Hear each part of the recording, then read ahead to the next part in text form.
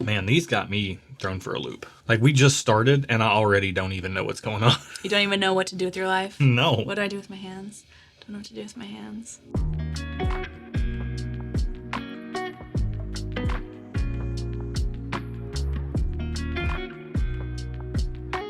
Welcome to the channel, bringing a real-world perspective to the real-world whiskey consumer. I'm Josh. And I'm Erin. And we are back with another double-blind head-to-head, where we have drawn this pair at random from our blind sample pool.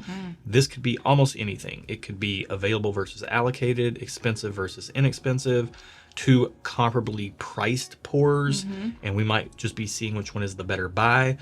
Point being, we have removed all the hype, the bias of the price tag, of the label on the bottle.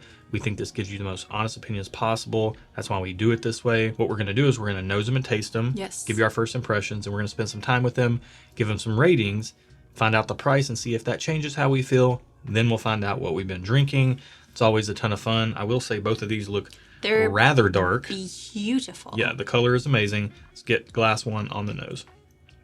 What are you getting on this? So I'm really trying to figure it out because it's got some ethanol on it. Yeah, it's coming across first thing I got.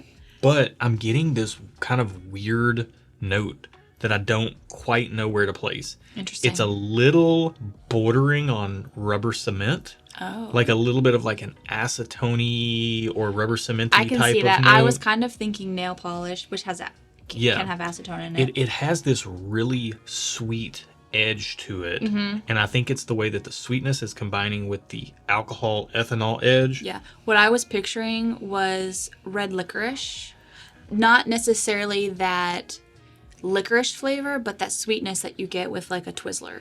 Yeah, I'm getting a boatload of barrel char, I'm getting I don't know what oak, that smells like. oak and barrel char. Okay. Yeah, I mean this smells like not a lot of things I've ever smelled before. You want to taste it? Yeah, absolutely. Okay, let's go. Oh, good heavens. Wow. Whoa. Boy, oh boy. Okay. I'm feeling some things. What are you feeling? I'm confused. This is like incredibly oily, incredibly creamy. It's got this like butterscotchy type of like oaky, really like strong profile to it. But it's also somehow at its seemingly high approve point, has some balance to it. It's incredibly sweet. Yeah, like I can't stop thinking about Twizzlers when I drink this. I can kind of see you there because Twizzlers... The cherry Twizzlers. Right, and they have kind of a waxiness to it. Yeah, so here's the thing. You're way more well-versed in this. So which one is sweeter, Twizzlers or Red Vines? They're different flavors. I'm getting specifically a Twizzlers. Okay, Twizzlers? Yeah, not Red Vines. Red Vines are different. There's like a different flavor. Yeah, I mean, if you told me, now that I've taken a sip and go back to the nose, if you told me like a Twizzler just absolutely drenched in high-proof bourbon. Yeah. Like you have a cocktail. That sounds really good. You have a cocktail with a Twizzler in it instead of a stick of bacon. Ooh, I would totally do that. Or a few Twizzlers. I would do that 100%. Let's do that. Yeah, man, this has got like a weird like... There's something on here that I'm just not used to smelling, and I don't know what it is. Maybe it's just me tonight. I think we need more time with it. It's kind of coming across like it's got like this kind of like old library or like attic-y type of feel to it. You know, I love a good old library moment. I'm gonna take one more sip. Okay, I'll take one too. I need some more time with this. I'm getting ethanol and Twizzlers. Good grief. I need to step away and then come back in a minute. Yeah, on that sip I can get a little bit of like silky peanut butteriness, at least for me, that sip, and then because it's conjuring that creamy. Yeah, it's got a lot of like mouth coating and viscous mouthfeel. It is very oily and creamy, which is kind of cool. Yeah, let's get into glass two on the nose and see how it compares. Whoa. Very alcohol forward too. Yeah, I would say sharper. Yeah. On the nose. Yeah. It definitely has more of an edge. This had just ethanol from the strength. This has like a sharp bite to it. I'll agree. I'm not even getting any sweetness on this. I'm just getting sharpness. Yeah, it's coming off the first glass. Whatever sweetness is in here is getting washed out by the first glass, which is why we do take time and clear our palates and start with the second glass. after a break, which we will do that in a minute, but we haven't even gotten into sipping this yet. Kind of getting black pepper on the nose. I can kind of see you there. To me, I'm getting like more of like a dry roasted nuttiness. Like whereas this was more like a creamy peanut buttery, like sugary peanut butter. This one I'm getting more of like a dry roasted nuttiness to it. Interesting. I don't know nuttiness very well, so Yeah, that you're more familiar with nuttiness than I am. That caramel vanilla oak, you know, your classic profile, but just not as sweet as glass 1 and a little bit more sharp. Let's get it on the palate. This tastes good. Yeah, more sweetness on the palate. Mm-hmm. The dry roasted peanuttiness and the alcohol edge do come through on the palate, but holy everything. Right now, it is setting in on the back of my palate with like this Luxardo cherry sweetness. Interesting. Whoa. That is fancy. Good. That is really good. It's good. Yeah, I'm liking it. Let's take another sip. Another one? I will say this is a little bit more drying than the first pour. They both taste fairly high proof from just like the concentration of flavor that I'm getting. Yeah. Okay. Whoa, that sip. I'm still getting the cherry on the back end, but the oak came through far more prevalent, and it came through more tannic. Oh, interesting. And drying. Yeah. But like just the tannins are really amped up on that second sip. This is gonna be really interesting because and then the finish is just. Boy, I'm like trying to talk Do through I need to leave you two alone for a minute? Well, it just hits another gear. Yeah, it's almost kind of burning as I'm breathing in air. It's kind of like...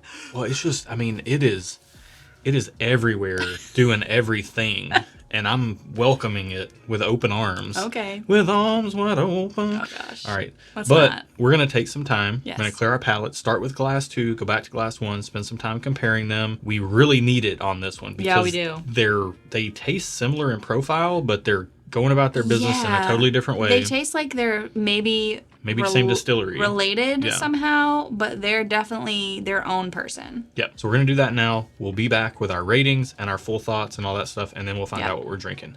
Be right back.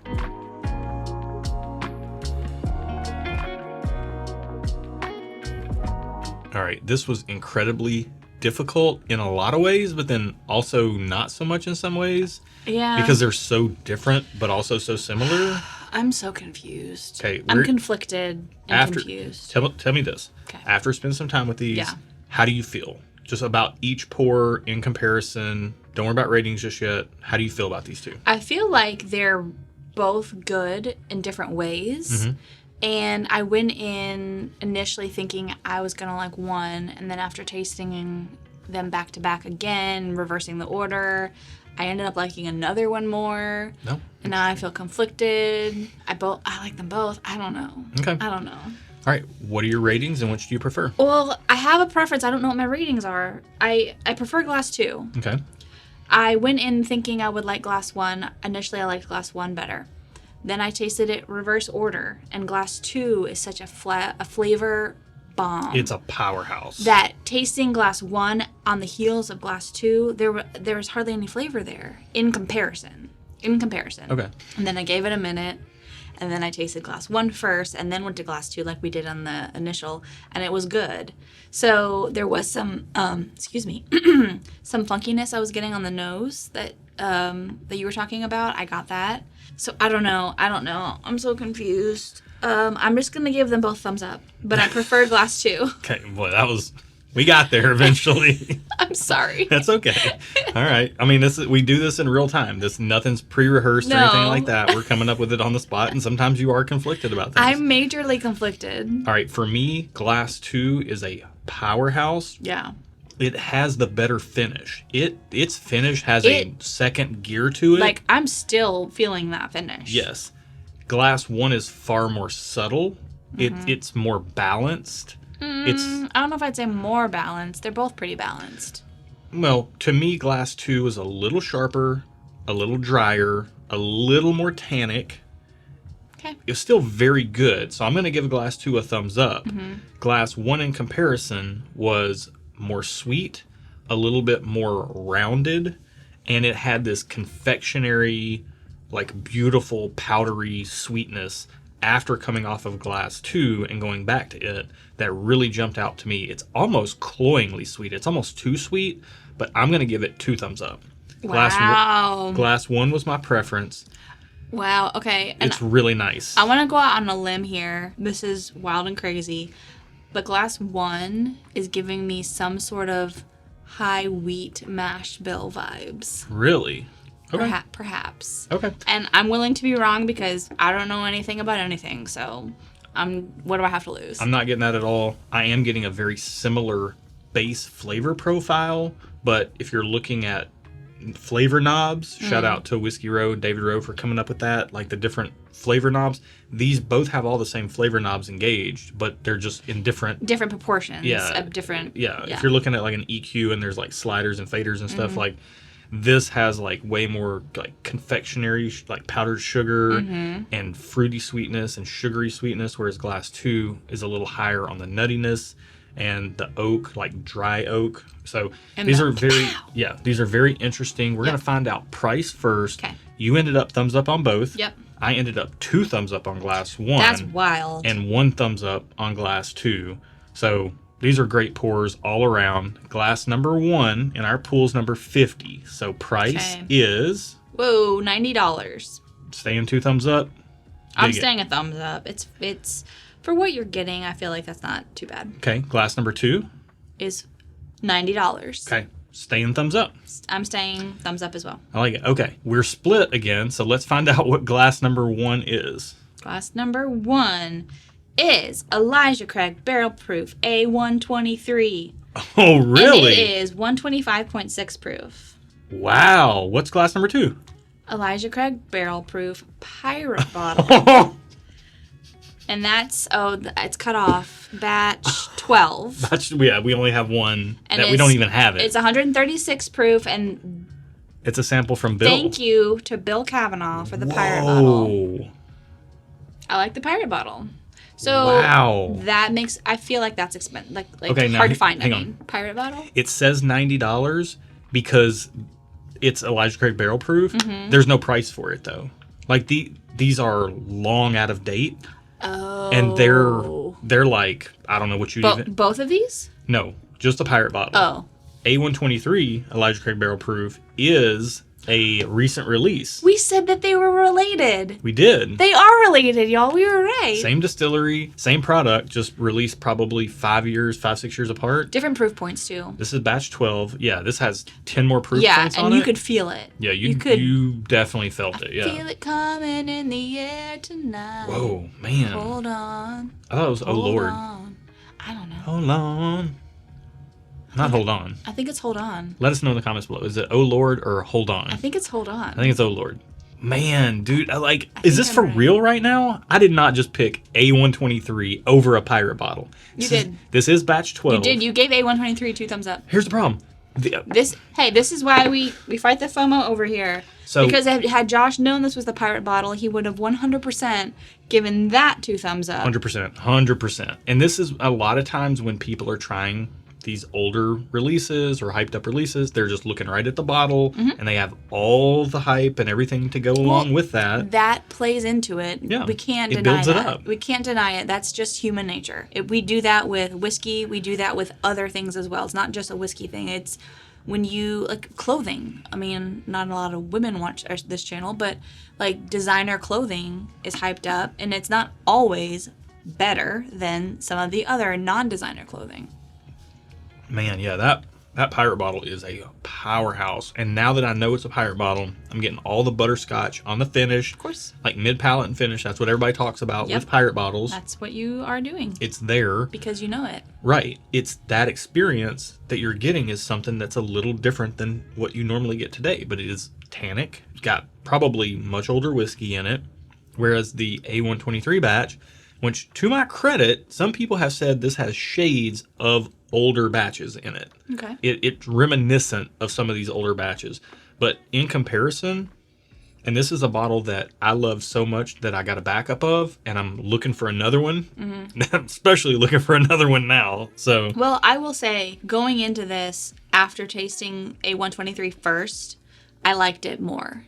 But then when I tasted the Pirate Bottle first, and then went to A123, it couldn't hold up. So the order in which you taste things really does play a role. That's a huge point, and it definitely starting over here and going here, this came across a little bit not as punchy. It came across as like, meh. Not as punchy, but to me, it is still tasting them here right now. It is the sweeter of the two pours. Which checks out why you like it, because you like sweet things. Right. So, like wow. Me. This was really, this was very fascinating. This is why we fight the FOMO over here. Yeah. I have long wanted to try a pirate bottle. This is now the second time that this one has been. Look at you, Mr. Fancy Pants. Well, it's both times thanks to Bill Kavanaugh. Yes. This sample's from him. But the other time we tried it was in the birthday flight in the May live stream. Thanks to Bill Kavanaugh. And I didn't even know he had this bottle at that time. And it came in, I think, last place for me and next to last place for you in comparison to other pourers. And that was totally blind. Yeah. We didn't even know he had that bottle. We had some killer pours in that flight, though. We did. That was a pretty killer flight. We did. But what this highlights is how much that the hype and all that stuff can affect you, because I guarantee you, I'm not trying to talk about anybody else here.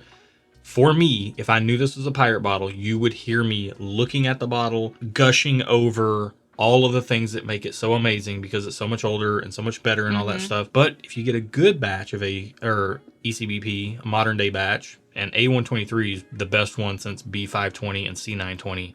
But those batches, some of the better batches can hang in there. Yeah. Wow. Fascinating. If you like this style of content, if you like blind tastings, subscribe to the channel if you're not already. What are you doing with your life? What's wrong with you? No, nothing's wrong with you. It's fine. You don't have to subscribe. Maybe you just found us here, and maybe you just really like blind tastings. Then definitely subscribe, because that's what we do over here. That's pretty much mostly what we do. Right. And like the video if you liked it, and hit that bell down there if you want to join us on a live stream for a pour. We got a lot of fun live streams coming up, including our charity fundraiser in October.